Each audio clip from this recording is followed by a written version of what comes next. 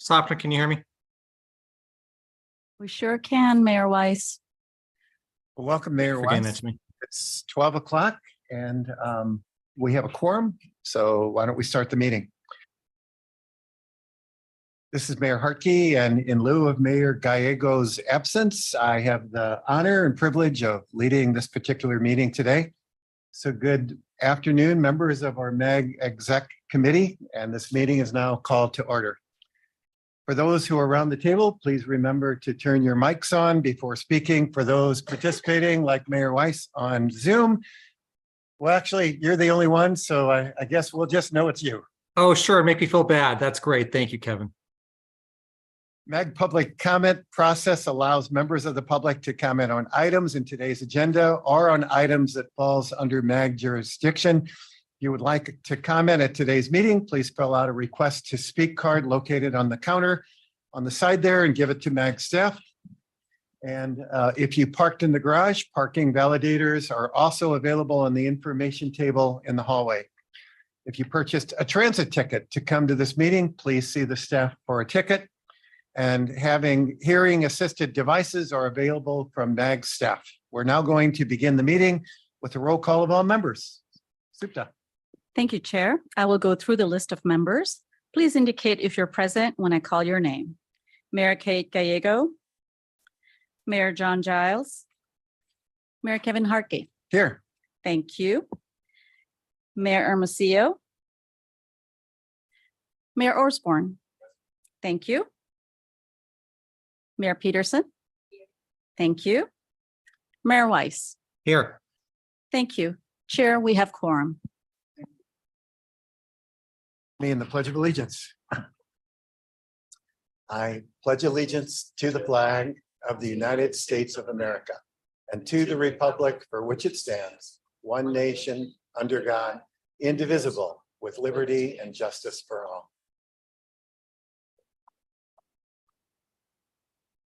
Hello. Our next item is a call to the audience. This is the opportunity for our public to comment on items that fall under MAG's jurisdiction that are not on the agenda or that are on the agenda for discussion, but not for action. So 15 minutes have been provided for this call, and I think we're fine today. If I've not received any requests to speak cards, are there any available? Thank you, Chair. There are no requests to speak cards. We have received 4 public comments via the website, and we have shared them with you electronically and with a paper printout for committee members attending. Well, very good. Well, with that, we will move on to item 4, which is the approval of our consent agenda. Items 4A through 4C are on the consent agenda. Does any member on the committee have questions or request a presentation on any of these items? Seeing, hearing none, prior to the approval of consent agenda, do we do not have any cards or speakers for this particular item? Thank you, Chair. We have not received any requests to speak cards for this item. Very good. So is there a motion to approve consent items 4A through 4C? So moved. Second. So primary by Mayor Osborne, second by Mayor Otomocio. We have a voice vote of those in the room and those online. All in favor, say aye. Aye. Aye. I hear that was, with the size of this room, I believe that was unanimous, but just to say it, is there anyone that says nay? Sneaking in on me? No. Okay. That takes us through our consent agenda. Item number 5 is the proposed sunset of the MAG Economic Development Committee. This is for recommendation of approval. Mr. Zucker, would you please introduce the item? Thank you, Mr. Chair. This agenda item is for action. It's a proposed sunset of the MAG Economic Development Committee, also known as the EDC. It's in response to feedback and input from MAG member agencies, and also just my observations and surveillance of the agency in my first few months here. So to set the context, the Economic Development Committee was formed by the Regional Council in 2010 in a time of economic crisis, as we all remember back to. It was the downturn of 2008 and sort of the second wave that hit Arizona 2010 through 2013, where the economy was falling and employment was high. Everything, sales tax revenue for Prop 400 was much lower than projected, and the state's relations with Mexico were at a low ebb. So the regional council created the EDC as a way to enhance regional cooperation to lift out of crisis mode by sharing data that MAG collects about economic conditions and informing our work as a planning agency and council of governments. It was also important to not only understand the importance of Mexico, is an important way to understand the importance of Mexico as a trade partner and source of tourism funding for the region, and also as a goodwill for our neighbors to the south. So through the EDC, MAG conducted a study on tourism spending from Mexican visitors, launched the Arizona Council, which many of you attended, the 10th annual one in Tucson a couple weeks ago, and worked to expand the zone for Mexican visitors holding a border crossing card to take in all of Arizona.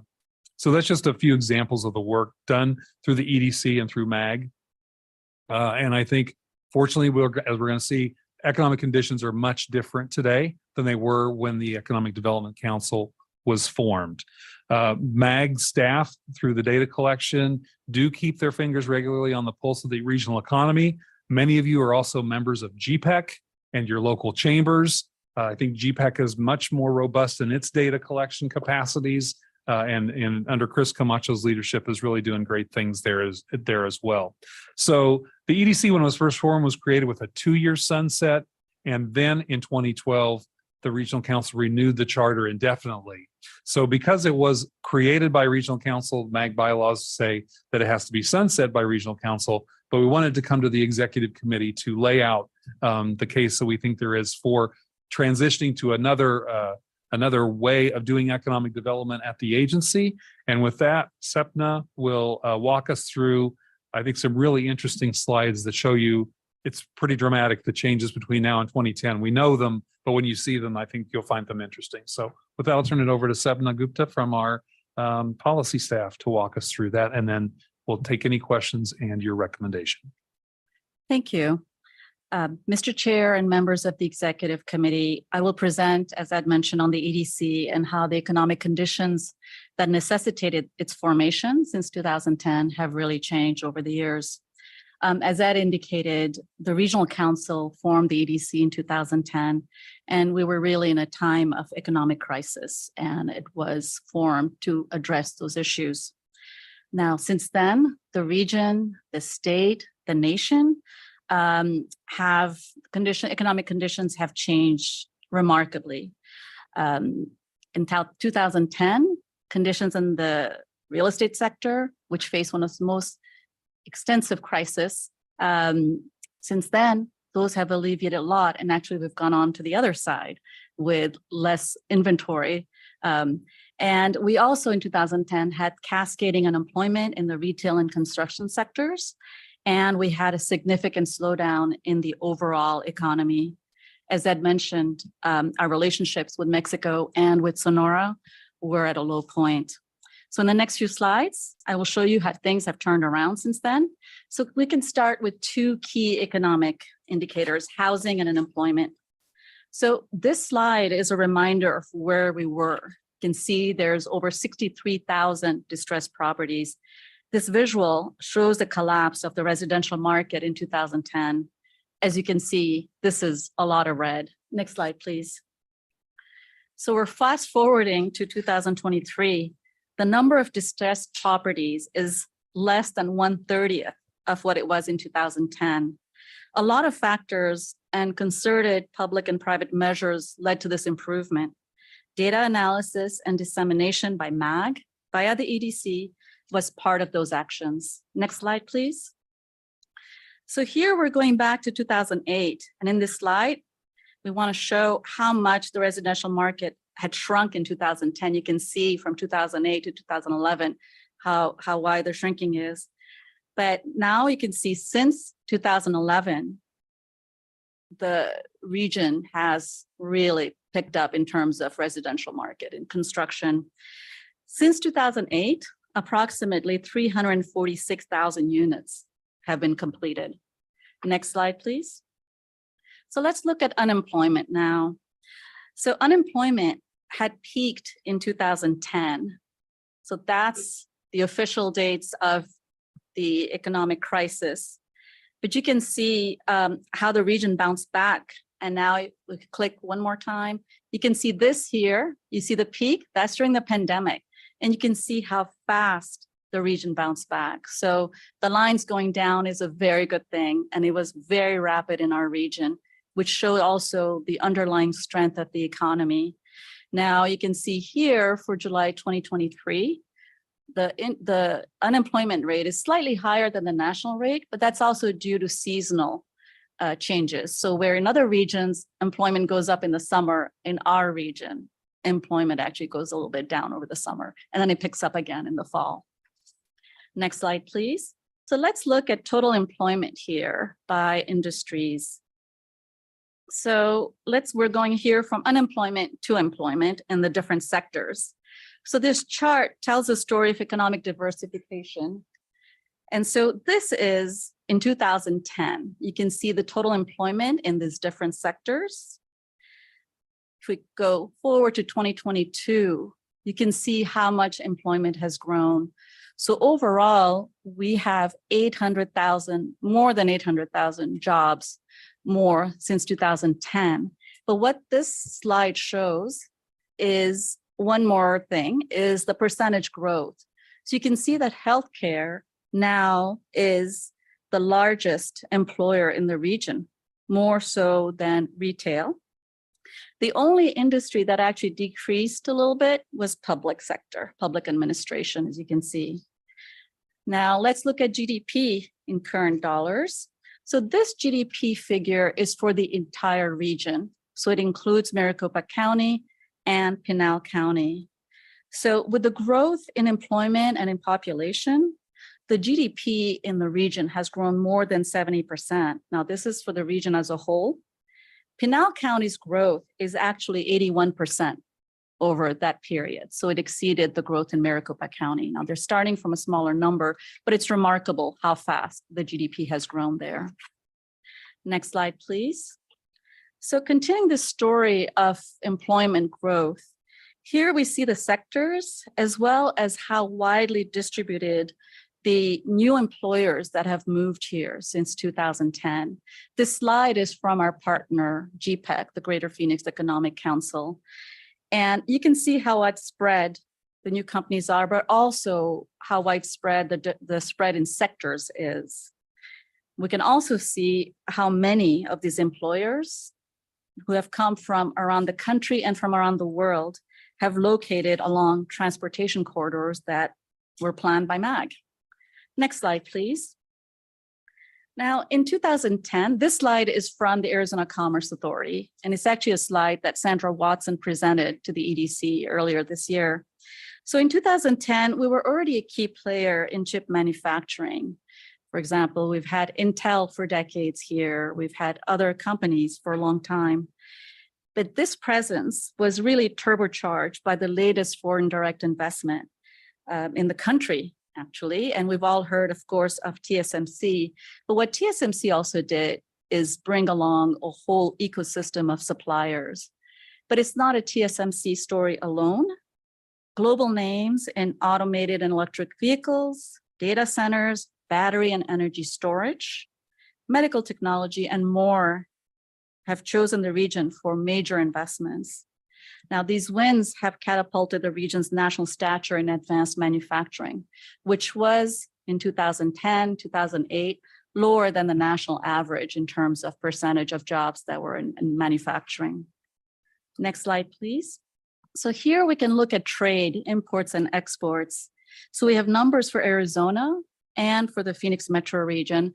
Just an FYI that our data provider, the data that we do have for the Phoenix metro region, MSA for the metro statistical area, the data we have is for exports and we don't have this for imports.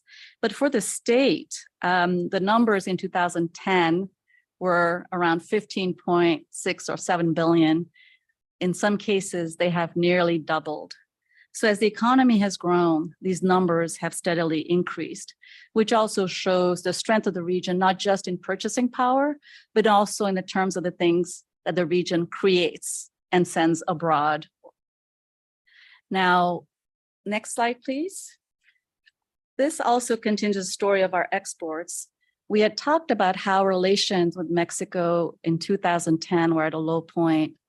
As you can see in these photos, we are active and have remained active, and the EDC and the Regional Council were one of the key ways that the region showed its eagerness, its interest and desire to engage with the rest of the world.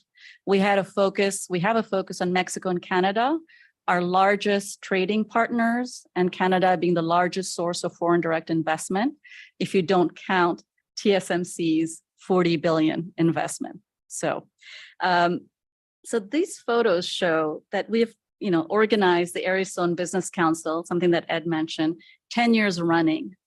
That event was started in 2010 to really show how the region wanted to engage with Sonora in Mexico, and was started in 2014. So we celebrate the 10th anniversary this year.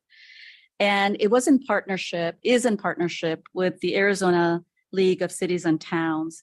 Now it's been going for 10 years, and it's unique in that it is the one event where Sonoran elected officials at the local and regional level can engage with officials here in Arizona. So this event actually is not just for the region, it's for the entire state. It is a huge success, and we are always oversubscribed in it. And our Sonoran partners have said over the years how important that event is. And we're pleased to report that this event will continue in partnership with the League of Arizona Cities and Towns every year during their annual conference. And what we're pleased to report is that there were attendees at this year's event who were there 10 years ago. So it was actually a wonderful milestone to mark. The bottom photos also show MAG delegation going to Calgary, the one on the bottom right, and as well as MAG welcoming delegations from Montreal, from Calgary, and other parts of Canada. So our international engagement continues, and we also welcome other delegations as they approach us. Next slide, please. These are more photos that show the engagement. On the upper right-hand side, we actually have a photo from an event in 2014. 2014. And the photos at the bottom show this year's event. One thing that I want to point out is that the AMC has been reinvigorated by the governor. And so they will be holding events as well. And they will continue to be a partner to MAG in engagement with Mexico. And on the upper right-hand side, you can see Mayor Gallego addressing the audience. And then you can see Councilmember Molnar, the current chair of the Economic Development Committee, who was our Master of Ceremonies this year. Next slide, please. So to bring this all together, we want to emphasize that the work will continue. The region is really well positioned to build on the work that the EDC and its partners have done. MAG staff will continue to work with partners and those mentioned on this slide, who, by the way, are this is by no means an exhaustive list. We continue to engage with partners and will continue to do that work. So a lot of work that agencies and organizations like Westmark and East Valley Partnership, and we've already mentioned GPEC, I've mentioned the Arizona-Mexico Commission, but also the Arizona Commerce Authority, Greater Phoenix Chamber of Commerce, and AZ Bio, Arizona Tech Council. These are a lot of great organizations who are doing the work and who we will continue to partner with going forward. Next slide, please. So in conclusion, since 2010, coordination between economic development organizations, towns and cities, and business organizations, really that collaboration and cooperation, it's been institutionalized. The economic data and indicators that were proprietary in 2010 are now available on the MAG website from anywhere around the world, actually. And they have also become part of what other organizations like GPEC and the ACA, who rely on the data that MAG provides, they also disseminate out to their partners. Now, on our website, we can customize this data that in 2010 required special research. This actually from our website can be customized to every city and town and member agency that is part of MAG. And our relationship with Mexico and Sonora is actually stronger than ever. We can be proud of the work that the EDC has done over the years, thanks to elected officials and business and civic leaders who have served on the EDC and also who have supported its successful initiatives, elected officials such as you. As I mentioned, MAG as an agency will continue its work in tracking and sharing economic data. And it will continue to carefully consider economic opportunities while planning for transportation, infrastructure, human services, environmental issues, and other agency activities. To summarize, there's a lot to celebrate, and the framework and the institutions to continue this work are firmly in place. MAG staff looks forward to elevating future economic development conversations as warranted to the Regional Council and to the Management Committee. Mr. Chair and members of the Executive Committee, this concludes my presentation. Thank you, Sevna. Mr. Chair, I would just say one of the things that's been said is the hardest thing for government ever to do is to stop doing something. And so this has been something that people have talked about for a while, not because of failure, but because of success. As Sevna said, the information and data that was not available in 2010 is now readily available. Anubhav and his team are putting that together regularly. We can report on that to you. And as we talked to the members of the Economic Development Committee in the last weeks about this recommendation, I think some of the feedback we got was that it was expected that this point was coming because they kind of have seen their work come to a natural conclusion. And I think the committee really hasn't had action items for the last couple of years. So I think people have a sense that it's time for this to evolve to a different level. Our staff, I want to thank Sepna, Denise, and Nathan for the work they've done on this. They'll continue to supply economic development information as needed. We'll bring items to the Regional Council as they become important. And with that, we turn this recommendation for your discussion and questions. Thank you. Thank you, Sepna.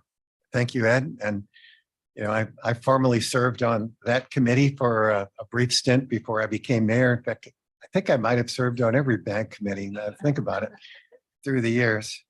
One of my questions was the future with Arizona. Thank you for answering that. And thank you, Meg, for continuing to be willing to be a partner, but not necessarily the chair and owner of this particular committee, if this council so forwards us to our regional. Council, do you have any questions or comments? Mr. Chair. Yes. So Ed, you and I had this conversation when I was chair on this, kind of what this would look like.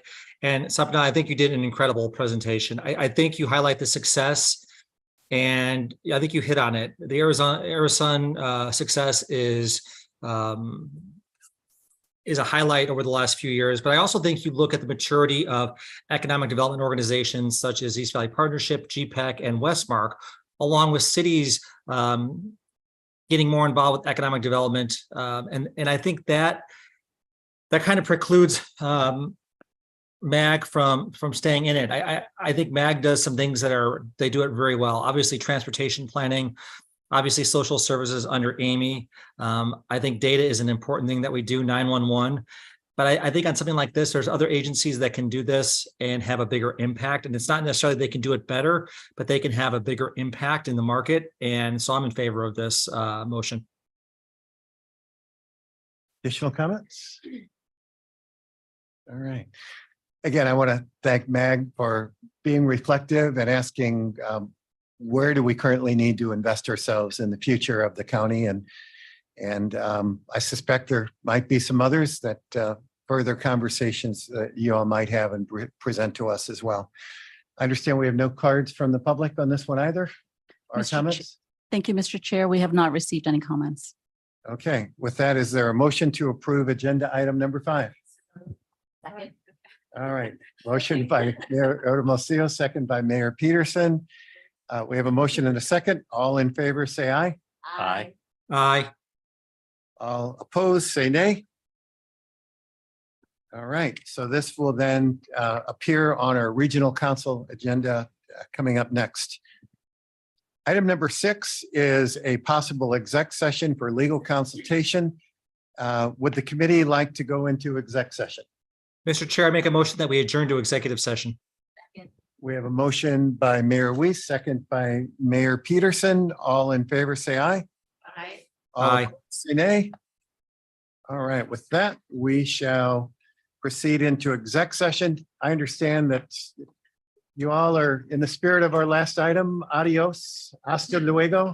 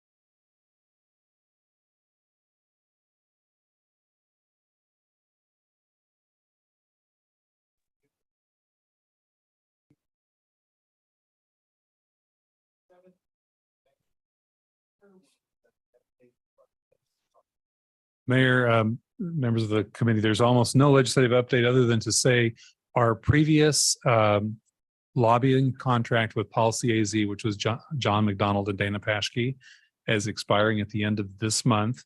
They indicated to us that they did not want to rebid for the contract. I think they've done it for many years. I think maybe they got burned out with Prop 400, and so they did not want to re-up that contract. So we are out currently in an RFP for lobbying services for MAG. That closes, I think, about the middle of next month, and then we'll have a selection, hopefully for the executive committee in the November meeting. We will have a new lobbying services team at that time. That's the conclusion of your report. That's the conclusion of my report, other than just to say a reminder that our procurements do have a